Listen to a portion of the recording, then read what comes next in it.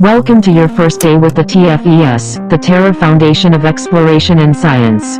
In your new position as a Terraonaut, you will be given the exciting opportunity to explore the mysterious continent of Tir Estron. Tir Estron is currently located in the sea. The most common theory is that Tir Estron is from a neighboring dimension. It has appeared intermittently on Earth since why or when it appears is unknown, but when it is on Earth it can be explored. Tir Estron is teeming with strange alien life and natural resources. As a Terraonaut, it will be your responsibility to chronicle and sample these resources. To do this, you will be given the latest in survival equipment and proper training. By signing your contract, you have accepted that the TFES is not liable for your likely death. Common causes of death on Tir Estron are poison, dismemberment, crushing, consumption, falling, impaling, shredding, burst lungs, lost limbs, melting, burning, castration, starvation, parasitic invasion, internal organs gaining sentience, physical body being scattered across time and space, and diarrhea. Welcome to the TFES family. Good luck.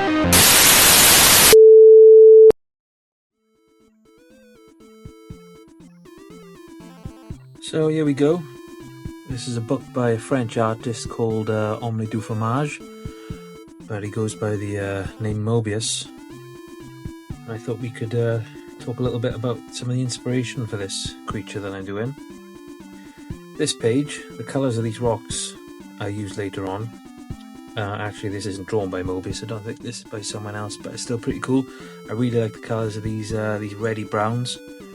I'm just going to skip to the bit that I'm talking about. And I'll have to be careful because this comic's full of butts and boobs. Here we go. So yeah, I read this years ago, this book. This is a new volume actually, but I had it in I've had it in other formats for quite a long time. Yeah, and I just love it. I love the colours. I love all the oranges and the dark blues of the sky. You can see I sort of pinch these a little bit when I do the concept art for my one. Mostly I just copy the colour. I just love the idea of there being like a bone white flying creature whizzing about in these deserts. Let's turn that page. Yeah, we're still good. No butts and boobs there. Sorry, it's a little bit glary. Come here, you fucking...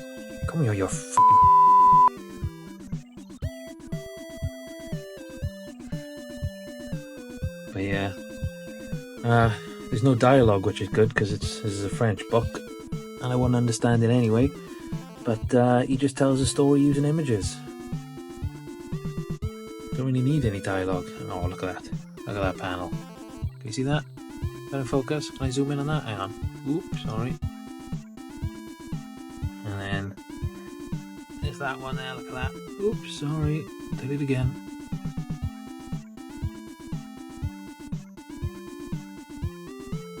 It's a shame knowing I'll never do anything in my life as cool as this. But neither will you, so it's okay. Yeah, and then we move from the deserts and he ends up in this... Where are we? Skip past that. Oh, hang on, I gotta be careful. Because one thing about Mobius, if you can draw cock and balls, you will. But yeah, I just love this. Just a sea of carnivorous worm-like plants, and then just an arch, just a random artifact in the middle of it. Nothing's explained. I love the mystery. I don't want to know where it comes from. I just like that it's there. Yeah, and you just got your dude and your pterodactyl. He gets in a fight with an ape. This is something I pinch for the model as well. I just like the transition from one colour into the other when it comes to the hands. So I do pill for that too. Sorry, I'm just trying to cover this dong. Any dong? There's a dong. Good grief, 2 dongs. Yeah, just a short little panel. Can't really see any of it because I've got to cover it up. And yeah, that's it. But I love it. It's a really good book. A lot of it is in French, like the start's in French. If you don't speak French, it might be a bit of a struggle. I can't find an English copy anywhere. But that's okay, because the bit I love the most has no dialogue, so it works out well for me. But yeah, this page here, this is a big inspiration for what we're going to make today. Yeah, that's it. Hope you enjoy. Bye!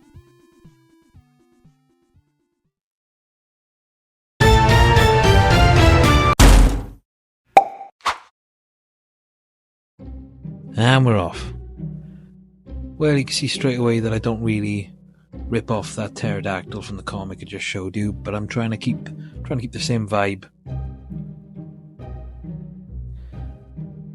I sometimes try to do, a couple of versions of the creature I'm planning to sculpt, but I always end up using the first design really, so I've stopped doing multiple designs and I just stick with the original. But the head on this looked a little bit too much like that pterodactyl, this sort of an eyeless skull. So I do change that later on, which isn't like me, but whatever. The eagle eye among you will probably recognise this body plan as being close to dragonfly. I got interested in dragonflies when I worked on Star Wars 9. We built a big fake rock ravine in Black Park, which is a park in England by Pinewood Studios, and they lined the bottom of the ravine with a blue screen so they could CGI in a giant chasm underneath, and a lot of dragonflies mistook that for water and they all started laying their eggs around the place, and I'm pretty sure we're responsible for killing off a whole generation of dragonflies. But don't blame me, blame George Lucas. The idea behind these pillars is they stretch up all the way into the sky, and there's a whole ecosystem up there where these creatures sort of dart from one pillar to the next, never touching the floor. But I don't really use them in the final model because they didn't really make an interesting base unless you could see the others in the background. So I did more of a craggy rock. And as I said earlier, I wasn't really happy with that head, so I've redesigned it here to look a bit more like a hammerhead shark. I liked where this is going, but it looks a bit like a fleshy tube with a face. So what I end up doing is just sort of mixing this head with the original head, and it looks a little bit more like a dinosaur. I also redesigned the body a little bit because I didn't think those spindly little legs were strong enough to hold up the actual model as much as I liked them. So I've beefed his legs out a bit here. And then I just add a little bit of ink and drop on some colour.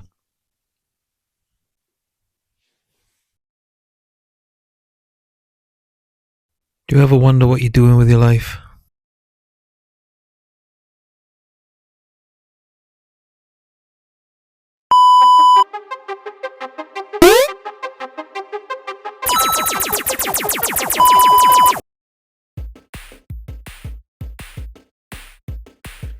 Right then, let's start sculpting. I started this off by just stretching out some Z spheres, and then you just tap A to turn it into a mesh.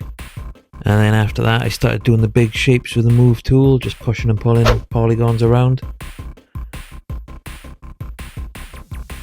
And after that, as you can see, I used this lion as reference to get those back muscles in, and I sort of copied the ribcage a little bit as well. I don't really use that much reference anymore, I tend to just pull it on my arse, but it's good to have a little bit here and there, especially if you're new to sculpting. For the legs I just used more Z spheres, and now I'm just stretching out some toes, or fingers I think they are.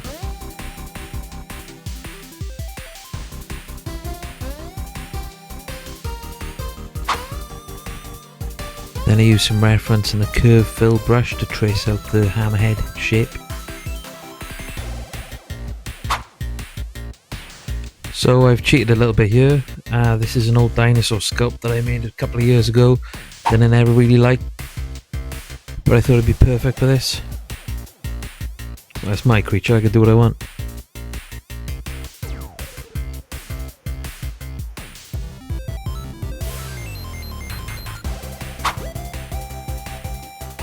If you do stick around and follow my channel for a bit longer, you're going to find out that I like saggy old wrinkly turkey necks.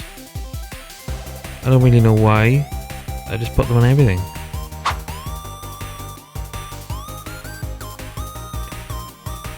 I also like to put a little bit of human anatomy in here and there, I'm doing it with the arms and the hands. I don't know, I think it's a bit unsettling to look at. It's got that uncanny valley thing about it, which I quite like.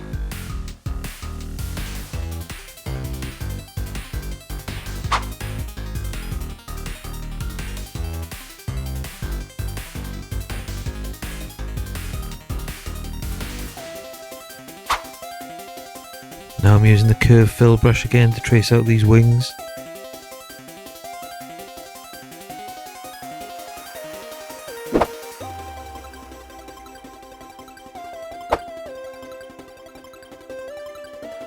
I did play around with some more realistic designs for these wings, so they look exactly like a dragonfly, but I didn't really like where it was going, so I've sort of just made my own thing up here. All I'm doing is just using the standard brush to just trace out some veins.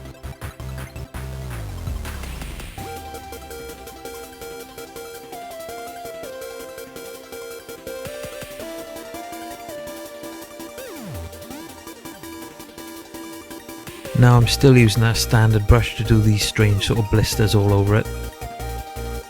The idea is to print these in clear resin, so I wanted something that would look cool if it was see-through.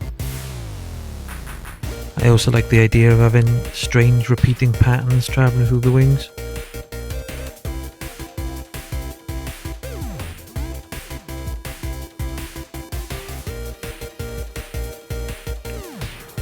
And just to crisp up those veins, I'm using the damn standard brush. Or the Damien standard brush, I'm not sure what it's called. I'm a bit anorexic, so I get my words mixed up.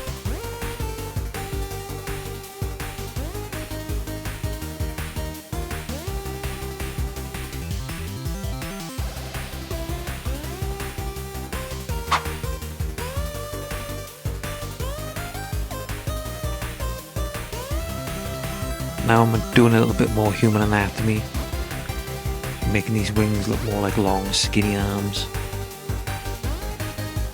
After that was done, I could have just duplicated the front wings and used them again, but I wanted the back ones to be a slightly different shape, so I've done a new pair.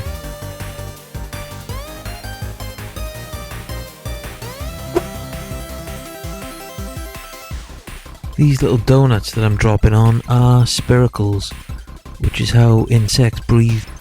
I thought it'd be cool if this thing breathed through its side rather than through his mouth, just pulling the air directly into his lungs. If it has lungs, who knows?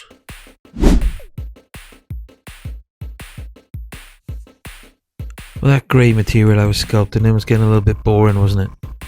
So I've swapped it out for some poly skin, which is this weird fleshy beige colour. That's a bit more interesting, right? It doesn't really bother me either way. You're the ones who have to watch it. Right, well, things are starting to get a little bit phallic. And now they're starting to get a little bit yonic. Sorry about that. It looks like he's been sitting in the bath for too long.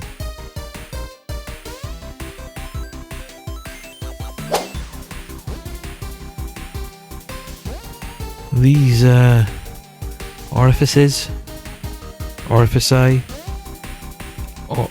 these holes, these little holes I'm doing, are sort of influenced by Geiger, I guess. We've got that biomechanical sort of thing going on.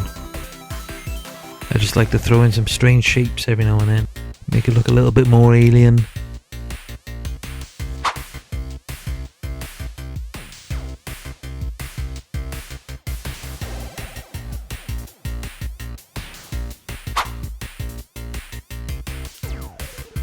I know for a fact I'm not going to be able to see these little fingertips when it's printed, but I'm going to do them anyway because I hate myself.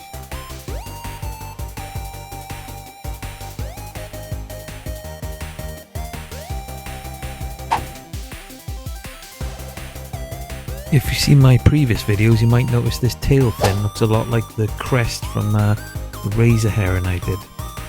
I like to repeat things I've done from previous sculptures, because it unifies all the animals, sort of makes them feel like they're all coming from the same place. So I wanted this creature to echolocate to hunt food, and I wanted to represent that visually. So what I've gone for is more pits, but these ones connect to an echo chamber in its head, which it can use to project and receive sound. Coincidentally, I've got an echo chamber in my head. It's more of a void, but it does echo.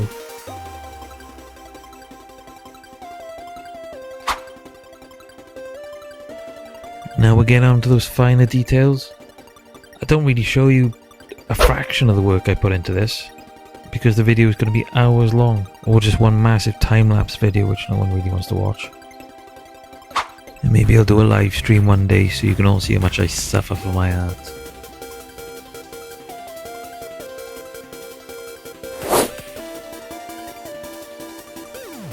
Basically from this point on I'm just adding lumps and bumps, so I'll keep quiet for a second.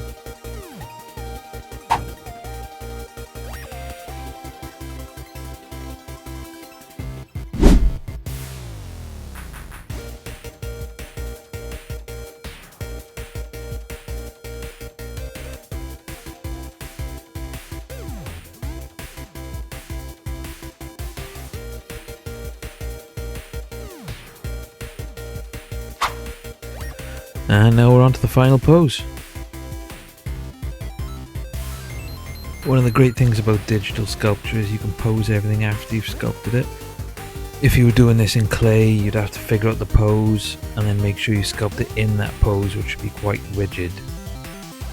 But if you do it digitally, you can just sculpt it.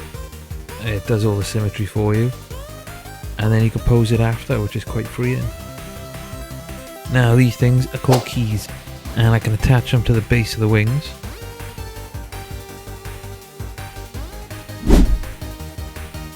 And that's going to allow me to do some magic. And now I can glue the wings on perfectly. What's this? This is foreshadowing. It's some sort of strange artifact with a mysterious origin that I might come to explain in the future. Or I might not. I got a lot on.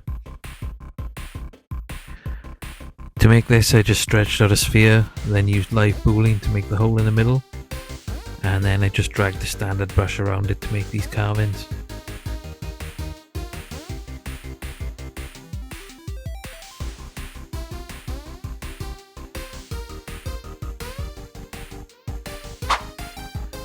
And then finally I got onto the base.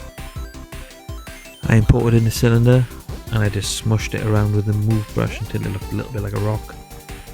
And then after that I just started adding random shapes with the clay build-up brush. After that I just kept duplicating the rock and moving it around until it looked like I wanted it to look.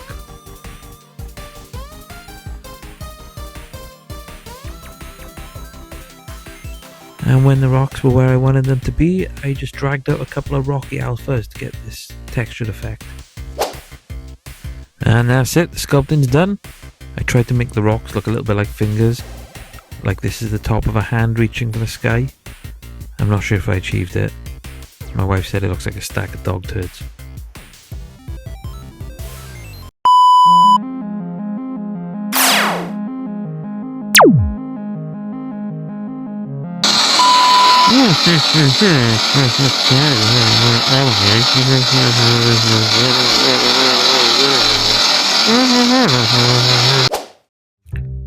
Look, I didn't know whose party it was, and I just happened to be wearing all white. Well, anyway, this is the finished print. I gave it a coat of white primer so we could actually see it. Came out pretty well, I'm happy with that.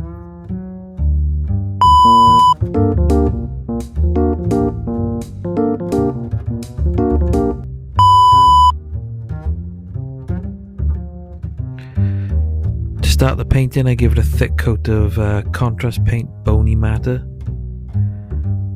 I really like these contrast paints, but I don't think they're made for the scale that I make things at. They sometimes dry a little bit quicker than I like, but I soldier on.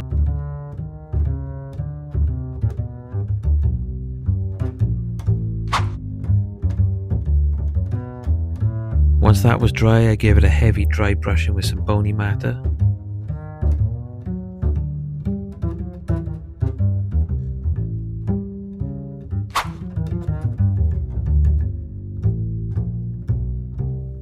gave it another dry brush with some white scar.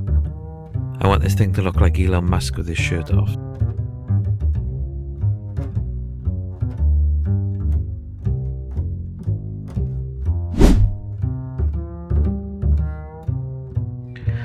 I do really like that this creature's all white, but I would like to add a little bit of colour just to make it a bit more visually interesting. But I don't want to go crazy, so I'm just going to do the hands. I did this in multiple layers because I wanted a nice gradient from the purple to the white.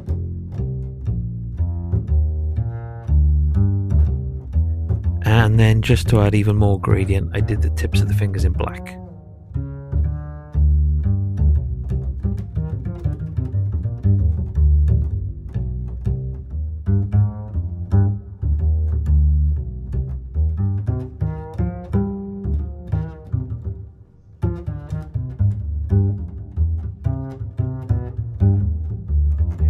Oh, here we go again. Excuse me.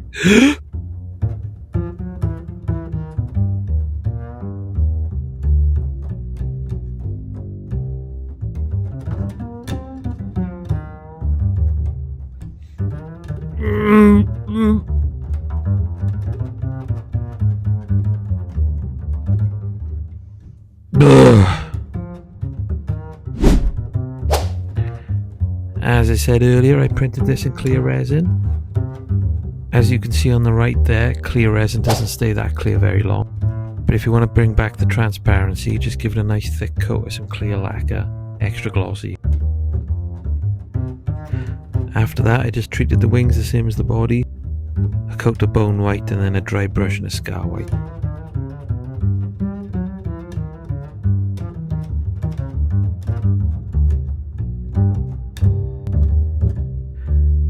And then finally some purple contrast paint. And then I did it 3 more times.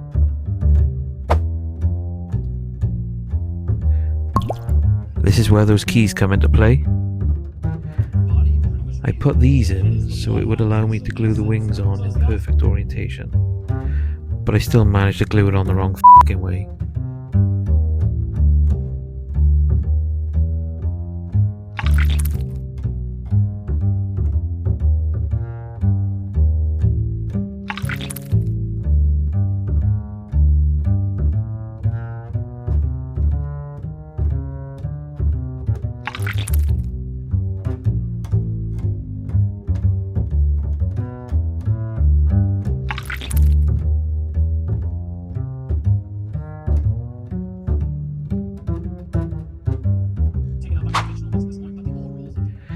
Then finally on this creature, I made the last minute decision to paint the tail fin purple. I don't know if this was a good or bad idea. For the rocks I wanted to go for like a reddish brown Martian sort of feel. So I started off with a base coat of a browny red.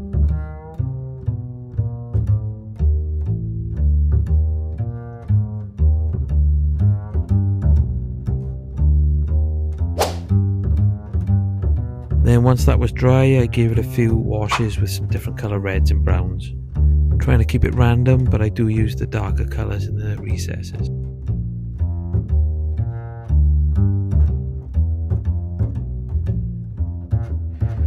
When those lighter washes had dried, I gave it a really heavy wash with this warm dark brown.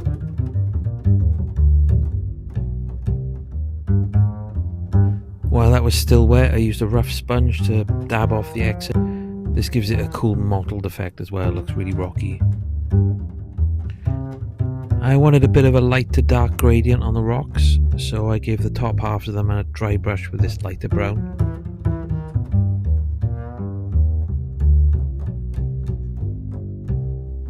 And when that had dried, I gave the very tips a dry brush with this ochre.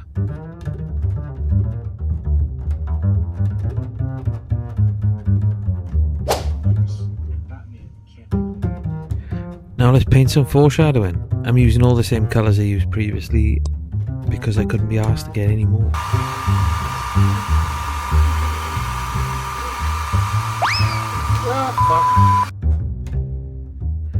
A little bit of wash to bring out those details.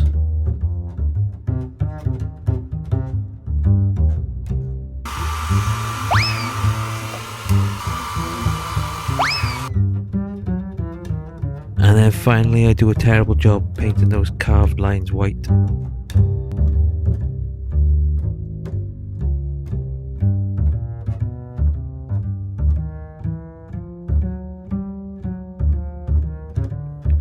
And that's the painting done, boys and girls.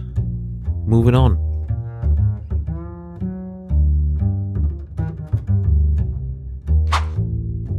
To glue this all together, I'm going to use some 15-year epoxy.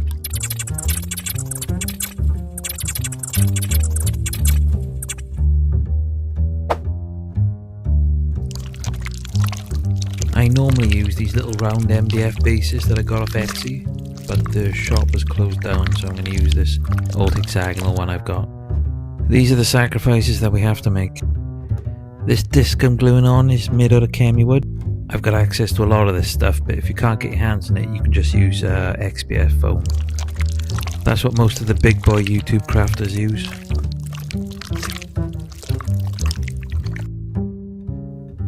I've marked off with a pencil where these rocks are going to get glued down, because I've got an uncanny ability to glue things in the wrong place.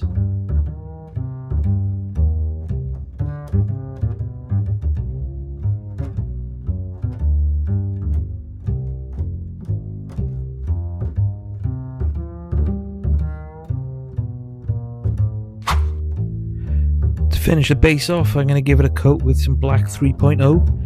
Now, in the past, I have slagged this stuff off quite a bit, but I've had a little bit of change of heart. When I paint these up in the shed, they've got about 3 lights pointing at them, and you can just see that it's normal black paint. But when I put all these models on my shelves in the office, and they're in natural light, I have to admit it looks a lot blacker than it does here. It's not a void like they claim, but it's still pretty black.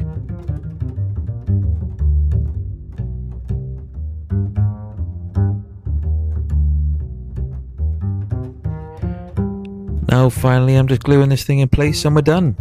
Thanks for watching. If you want to like and subscribe and comment, that would be nice, but you don't have to, I'm not your mum. Now it's just a quick message from the Terra Foundation of Exploration and Science, and it's on to our glamour shots. Catch you later. Bye.